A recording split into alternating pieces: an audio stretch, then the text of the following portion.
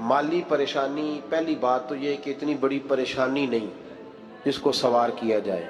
आयत पढ़ूंगा कुरान पाक की, और मेरा ख्याल है कि बहुत सारी परेशानियां तो कुरान मजीद के लफ्ज़ों से दूर हो जाएंगी। सूरह हूद है, उसकी आयत नंबर 6 है, 12वें सिपारे की पहली आयत है। क्या अंदाज है, और मेरे रब का कितना मन मोह लेने वाला और दिल को छू लेने वाला अंदाज है। रब करीम ने फरमाया वमा मिन दाब्बतिन फिल अर्द, फरमाया नहीं ज़मीन पर कोई भी ऐसा चलने वाला, ज़मीन पर कोई ऐसा नहीं जो चलता हो, इल्ला अलल्लाहि रिज़्कुहा, जिसका रिज़्क अल्लाह ने अपने ज़िम्मे न लिया हो। ज़मीन पे कोई चलने वाला ऐसा नहीं जिसके रिज़्क की जिम्मेदारी रब करीम की ना हो। ये जिम्मेदारी रिज़्क किसकी है? बोल के बताएं, बोल के किसकी जिम्मेदारी है जी? अल्लाह। देखिए गौर फरमाएं, यहाँ मुफस्सिरीन ने एक बात लिखी है इस आयत के तहत कि फरमाया जो ज़मीन पे चलने वाला है उसका रिज़्क अल्लाह के ज़िम्मे। फरमाते हैं कि ये अल्लाह ने हमारी अकल के मुताबिक हमसे बात की है, वरना आसमानों में जितनी मखलूक है रिज़्क उसका भी अल्लाह के ज़िम्मे ही है।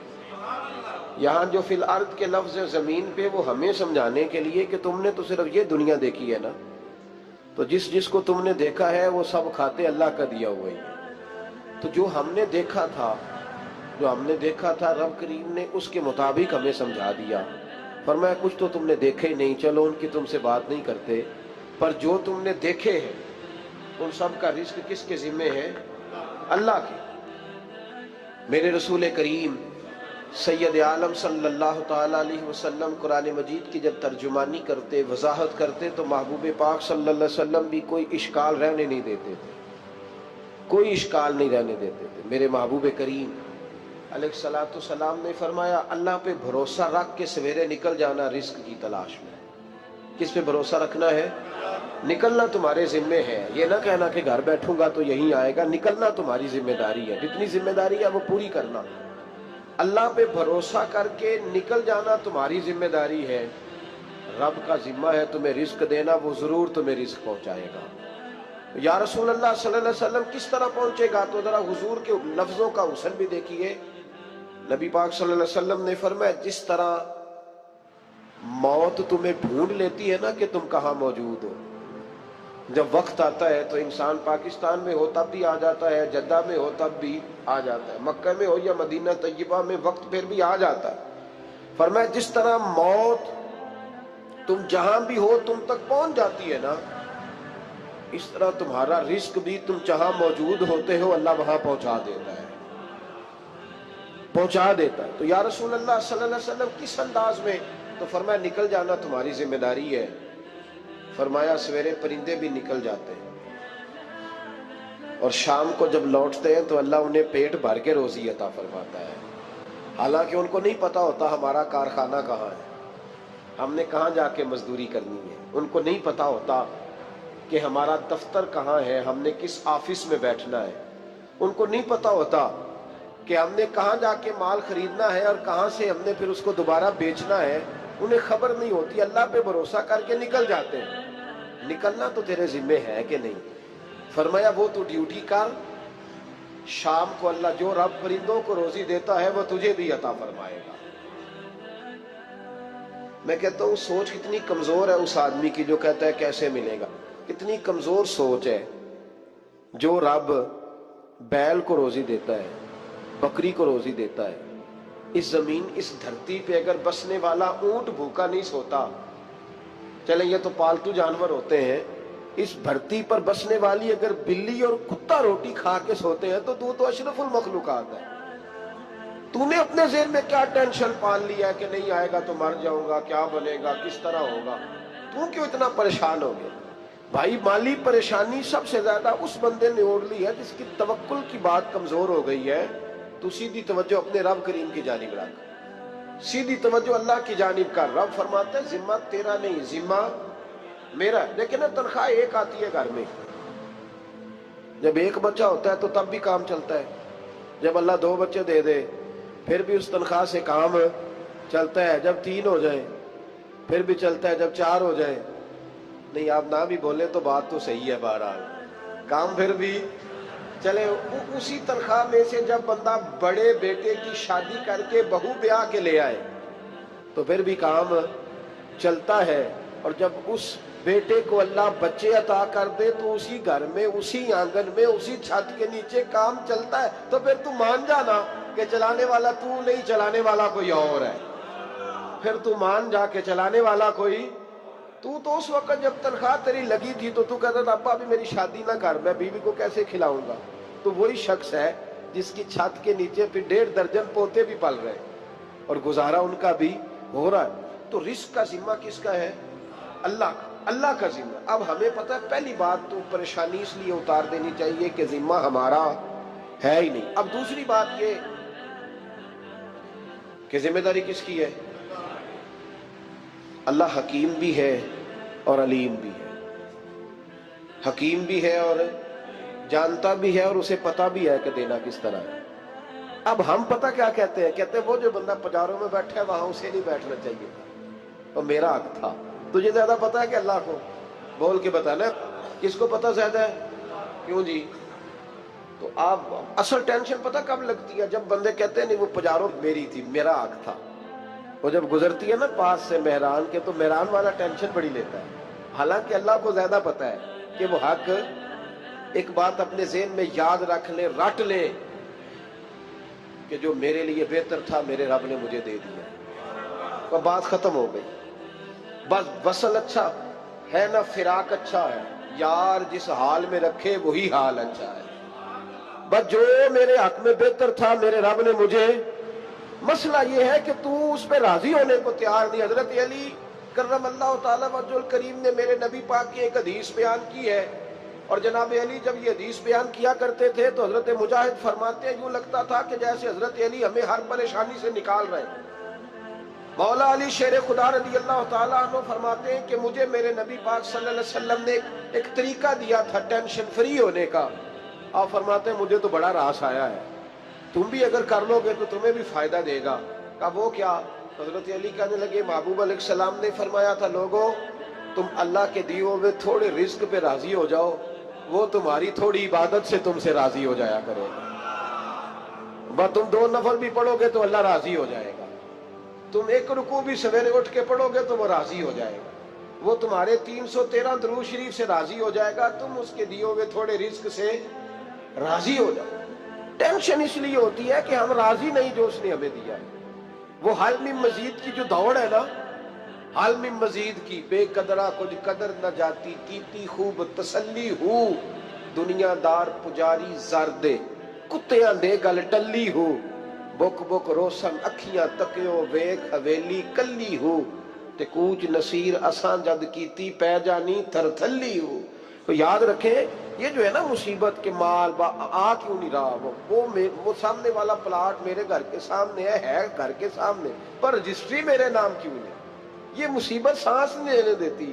موٹر سائیکل کھڑی کرتا ہے نا جب آ کے دکان سے روٹی کھانے آتا ہے، دفتر سے گھر آتا ہے، کاروبار سے آتا ہے، تو جہاں موٹر سائیکل کھڑی کرتا ہے وہ ٹینشن بڑی ہے کہ کبھی میری ہو جائے نا یہ والی جگہ تو میں یہاں بھی بورڈ لگاؤں اپنے نام۔ اس نے مالی پریشانی پیدا کی۔ تو جس حال میں ہے، کیونکہ تو نے اپنا یہ حال خود نہیں بنایا، جس نے بنایا ہے وہ بڑا بہتر جانتا تھا کہ تو اسی حال میں اسے اچھا لگتا ہے۔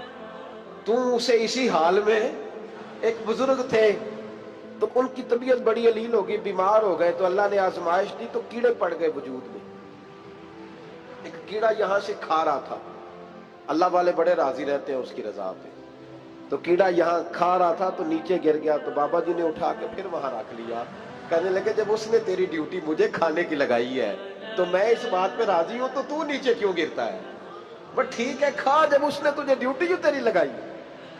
سالبہ بن عبد الرحمن ایک صحابی تھے، سالبہ غالباً،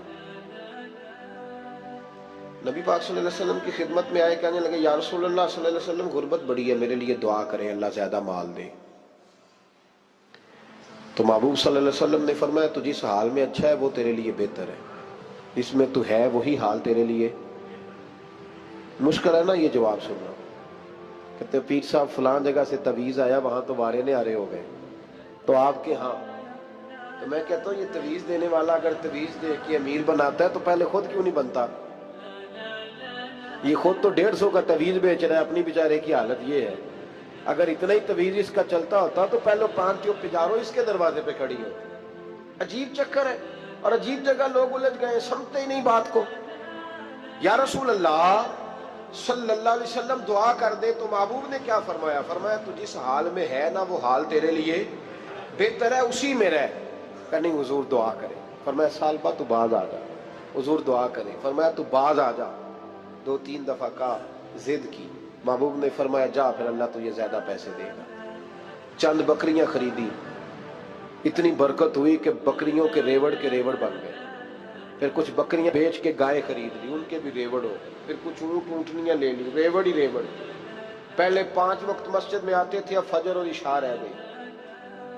پھر مال زیادہ ہوا تو مدینے شہر میں کوئی جگہ ہی نہیں، مدینے سے باہر حویلی خریدی، پھر جمعہ ہی رہ گیا. جمعے کے جمعے آتے. زکوٰۃ کا حکم آیا. میرے نبی کریم علیہ السلام نے حضرت ابو ہریرہ کو بھیجا. فرمایا جا اسے کہہ تیری زکوٰۃ بنتی ہے 2.5%. 10 کروڑ روپیہ ہو تو کتنی زکوٰۃ بنتی؟ بھئی 1 کروڑ کی 2.5 لاکھ ہوئی نا، تو 10 کروڑ کی کتنی ہوئی؟ تو بڑی مصیبت ہے جب بینک سے میسج آتا ہے نا کہ 25 لاکھ نکل گیا تیرے اکاؤنٹ سے. بہت بڑی مصیبت، بڑی ٹینشن ہوتی ہے. ایک صاحب میرے پاس آئے، ان کی زمین اچانک مہنگی ہو گئی. اچانک پہلے کچھ 15-16 لاکھ کی ایکڑ زمین تھی، پھر وہ کروڑ کی ہو گئی. تو میرے پاس آئے، کہنے لگے وہ 10 کروڑ روپے بنتے ہیں تو زکوٰۃ. تو میں نے کہا آپ نے کیا کیا؟ زری زمین پہ عشر آتا ہے، اس پہ زکوٰۃ نہیں آتی، تو آپ نے کیا کیا؟ کہنے لگے وہ کچھ سوسائٹی کے رول کے مطابق میں نے فائلیں وغیرہ لے لی ہیں، اب میں نا کبھی موقع آئے گا تو ان کو بیچوں گا. تو میں نے کہا اب تو آپ کا یہ مال ہو گیا بزنس کا، تو اب تو اس پہ زکوٰۃ آئے گی. 10 کروڑ پہ جب 25 لاکھ سنا تو کہنے لگے فوراً دینی پڑتی ہے کہ تھوڑی تھوڑی سے بھی کام چل جاتا ہے. تو میں ان کا چہرہ دیکھنے لگا. میں نے کہا نہیں وہ تو آپ کو پتا ہے.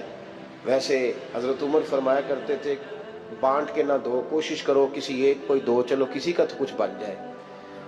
تو ایک کو ہی دینی چاہیے. کہنے لگے تو مطلب یہ ایسا ہی حکم ہے؟ میں نے کہا آپ کسی اور سے تحقیق کر لیں. اب یہ بھائی لیتے وقت نہیں تجھے ٹینشن ہوئی کہ 15 لاکھ کا کروڑ ہو گیا، تو اس وقت نہیں تو نے کہا کہ یا اللہ تو یہ کیسی سوچ ہے مسلمان؟ کس طرح کا اس کا؟ ہمارے ہاں جب کسی آدمی پہ حالات خراب ہوتے ہیں نا تو سب سے پہلے وہ اس طرح کرتا ہے کہ جو میں کہیں اللہ کے رستے میں دیتا ہوں پہلے اسے بند کرو.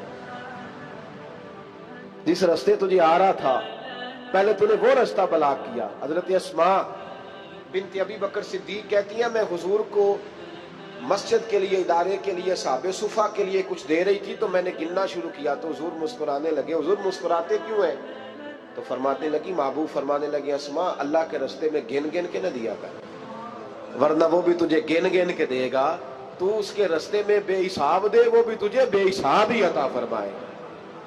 لیکن پہلے یہ والا پہلے دروازہ بند کرو، یہاں سے پیسے ختم ہو رہے ہیں. تو اس طرح کرنا بھائی. اس دفعہ سوٹ ذرا گرمیوں والے نہ خرید، لیکن جو تو اللہ کے رستے میں دے رہا ہے اسے دیتا رہے. لیکن ہم اپنا نقصان زیادتی کرتے ہیں اپنے ساتھ. میں نے آپ کو پہلے بھی بتایا تھا پیار کی بولی ہے، پھر بولتا ہوں. ایک بڑے بڑے پیار والے دوست ہیں، ایک دفعہ مجھے کہنے لگے کہ آپ کئی دفعہ اعلان کرتے ہیں تو مجھے اچھا نہیں لگتا، اور آپ ادارہ بھی بہت زیادہ بننے والا ہے، بڑی چیزیں میں دیکھتا ہوں جو ہوں تو بڑا نظام اچھا ہو جائے. آپ دعا کریں اللہ مجھے پیسے دے تو میں بڑے سارے خرچ کروں گا اس کے رستے میں. تو میں نے کہا یا اللہ اسے 10 کروڑ دے، یہ 9.5 کروڑ تیرے رستے میں دے دے گا. تو چپ کر گیا، جس طرح آپ نہیں کر گئے سارے، چپ کر گیا وہ بھی. اس نے کہا جی نہیں جی انشاءاللہ کریں گے. تو میں کیا بھلیا جی تے دعا پہ ہوں دی، ابھی تو وہ آئیں گے تو تب دیکھی جائے گی. تو یہیں اڑ گیا ہے. یعنی 9.5 کروڑ اللہ کے رستے میں خرچ کرنے کی دعا پہ بھی آمین کوئی نہیں کہتا کہ چلو آمین ہی کہہ دیں. تو میں کہا تینوں تے 50 لاکھ بچتا سی پیا، لیکن تو اس سودے پہ تیار ہے. جب یہ سوچ ہوتی ہے، یہ غلط سوچ ہے. یہ بات تو اگر تے مسکرانے والی، لیکن یہ سوچ صحیح نہیں.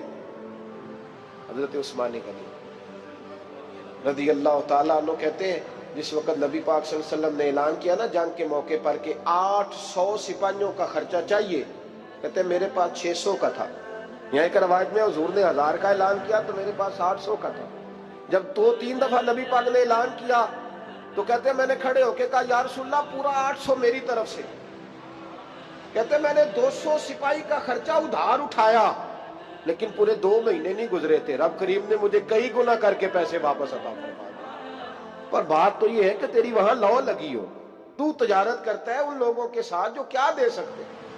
تو سالبہ کے پاس حضور نے پیغام بھیجا، پہلے تو کہا تیرے لیے بہتر نہیں مال، جب اصرار کیا تو بڑی برکت ہو گئی، بڑا آیا تو فرمایا زکوٰۃ دے، 2.5% زکوٰۃ ہے۔ جب سوچا کہ 5 اونٹوں پہ ایک بکری جائے گی اور بڑا سارا مجھے دینا پڑے گا، اب جب غور کیا تو یہ تو نہ کہا کہ میں نہیں دیتا۔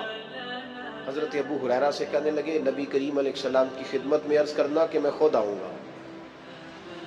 حضرت ابو ہریرہ نے آ کے عرض کی یا رسول اللہ صلی اللہ تعالی علیہ وسلم، حضور وہ کہتے تھے میں خود آؤں گا، تو کہتے ہیں محبوب نے ٹھنڈی سانس لی، فرمایا اسے کہا تھا کہ تیرے لیے مال بہتر نہیں، اب ہلاک ہو گیا ہے، ہائے افسوس ہلاک ہو گیا۔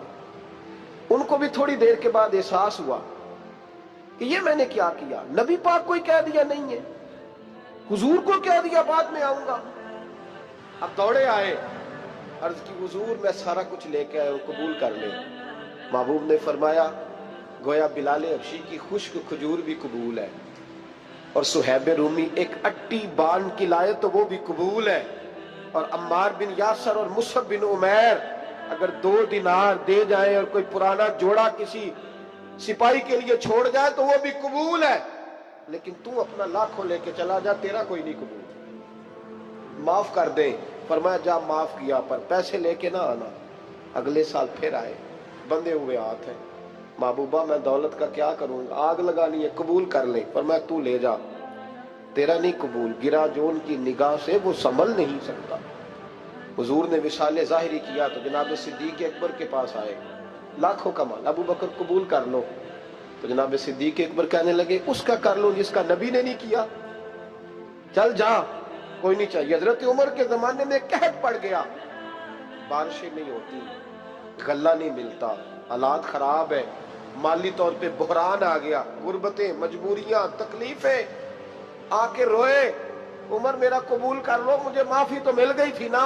فرمایا معافی اپنی جگہ پہ، پر جس کا مصطفیٰ نے قبول نہیں کیا۔ بہت سارے لوگوں کو پتہ ہی نہیں کہ ان کا قبول ہی نہیں ہوا، اور وہ الجھے ہوئے، انہیں خبر ہی نہیں کہ اصل بات کیا ہے۔